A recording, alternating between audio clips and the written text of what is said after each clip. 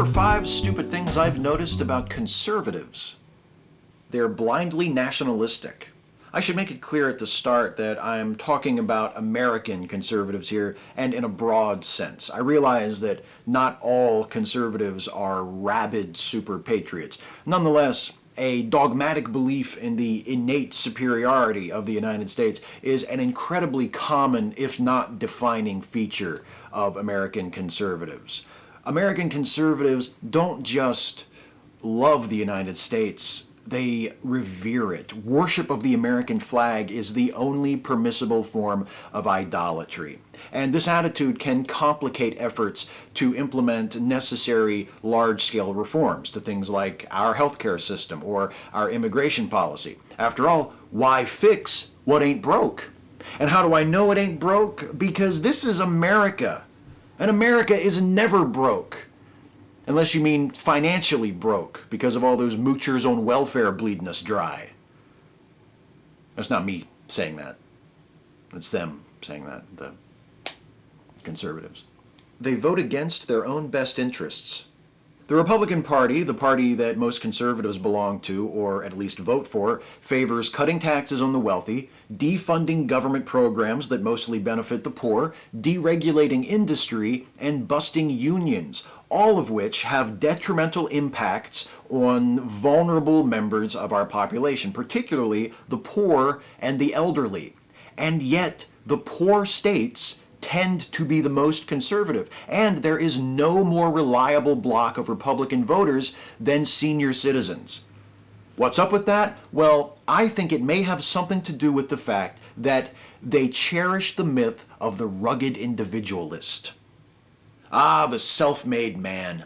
He's like our national equivalent of the Philly fanatic, a larger-than-life, entertaining distraction who is actually just an ordinary person in an outrageous costume.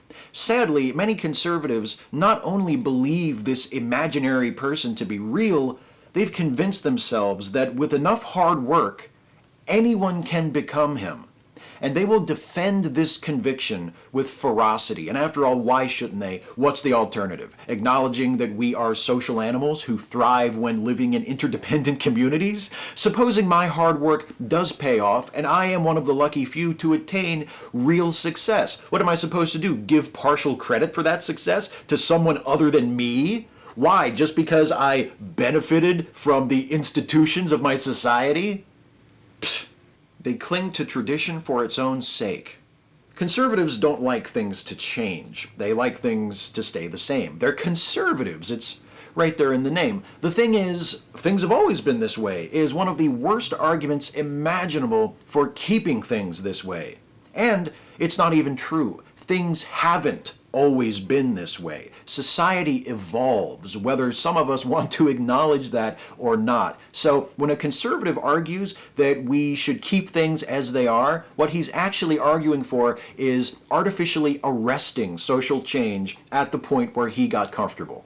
It's an inherently selfish position. I like things this way, so let's keep them this way. But that's foolhardy because, as I mentioned before, time marches inevitably forward. And that sucks for conservatives since they're facing the wrong direction. We all turn to the past for inspiration from time to time, but too often conservatives seem to look to the past as a template for the future. Look at how often conservative commentators and politicians evoke the Founding Fathers, as though they expect the United States of 2014, population over 300 million, to be governed according to the comparatively minimalist principles of the United States of 1790, population about 3.5 million. This is not only impractical, this is impossible. And the Founding Fathers themselves seemed to realize this. That's why they designed a government that could expand to continue to meet the needs of this growing nation. They even presided over some of those early expansions themselves.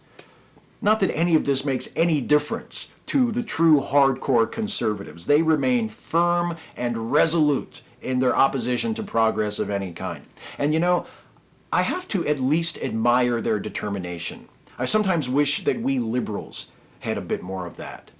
So, good on you, conservatives. Keep reaching for that rainbow, even if it is just to tear it down. The hardest part is only picking 5. Catch you next time.